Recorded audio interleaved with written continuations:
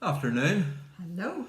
day 52 of lockdown and counting. Hello, 29th, be a big change, hopefully reduce the 1 metre rule because our bed isn't big enough to keep the 2 metre rule. Yeah, I don't know anyway. what to say about that. What are you looking forward to? Well, I'm fed up cooking, to be honest. I'm really fed up cooking, and you're very fussy, Paul. I've tried to sneak in a few ready meals, and They're then disgusting. he just turns his nose up. They're vile. I'm They're not not eating vile. them. They're- It's like eating a larger aircraft meal, an airplane meal, and I never, as you know, the last time I ate a meal on a plane, we would been upgraded to first class. Do you remember that? One of the few And times. and on the way after I landed in DC, on the way to where we were going, after 20 minutes, I said to the driver, "Are we going to be long?" And I was sick for 3 days. Is that true or untrue? That is true, and if wherever you lived in the world, you probably would have heard him, wherever you would have been. Well, Anyway, I really am looking forward to not having to cook all the time. Although, But what am I going suppose- to do?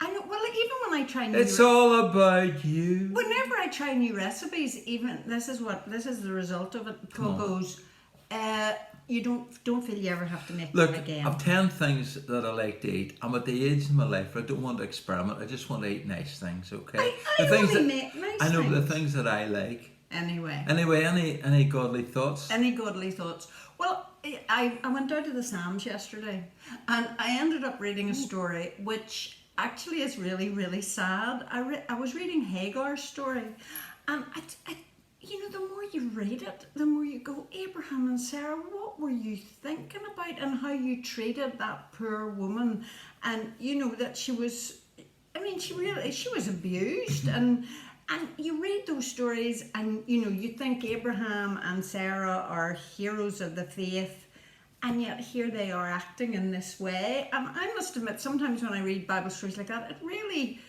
really confuses me. I mean, the only thing that I could draw out of it was, well, God, you do continue to use imperfect people. Yeah, and I mean, it's understanding the Old Testament in particular. It's God, the outworking of God's redemptive plan through human history with totally imperfect people. I mean, he worked with what he could get, basically. And so when you look at the life of Abraham, it is the life of faith, but it's not the perfect life. It's up and down. And there's stuff that you go, just because Abraham did certain things doesn't mean they were right. Well, that's a good And you point. got to keep that in your mind all the time. It's a bit like Jacob and Esau. Jacob tricked Esau into getting his birthright, and you think, goodness, and it achieved the purposes of God. But the method wasn't right. I mean, God can get his purposes done without using wrong methods, but he uses imperfect people, and they do things that are crazy.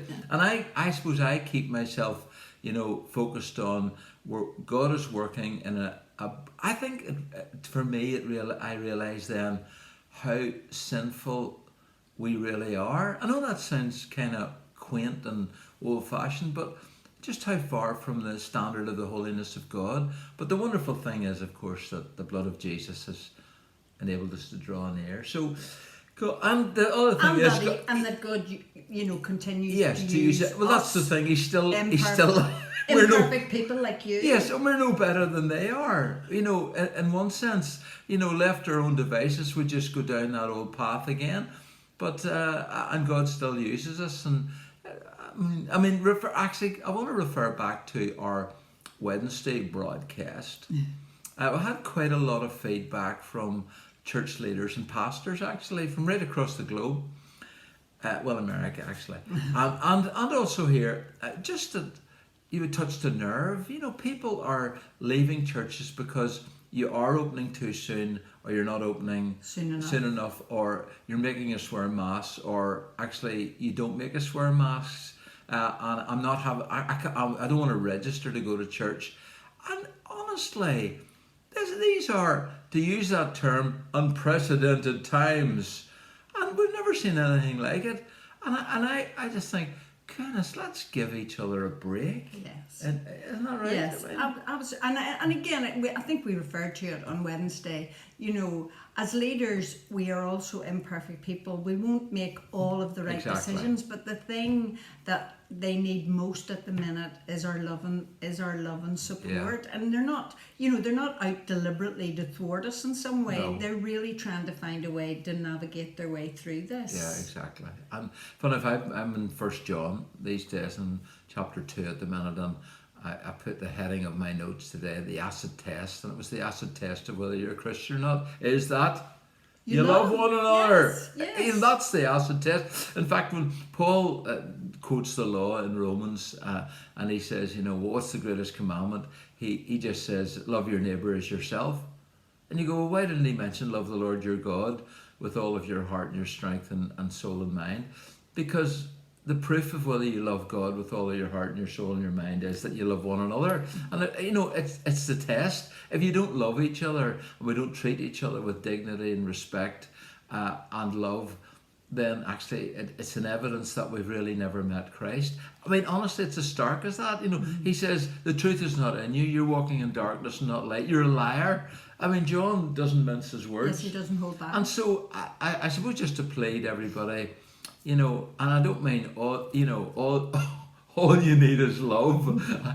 That's not what I'm saying, but I am saying in these days, whenever we're all going through difficulties, let's love one another, pray for one another, and give people, particularly those in church leadership, a bit of slack.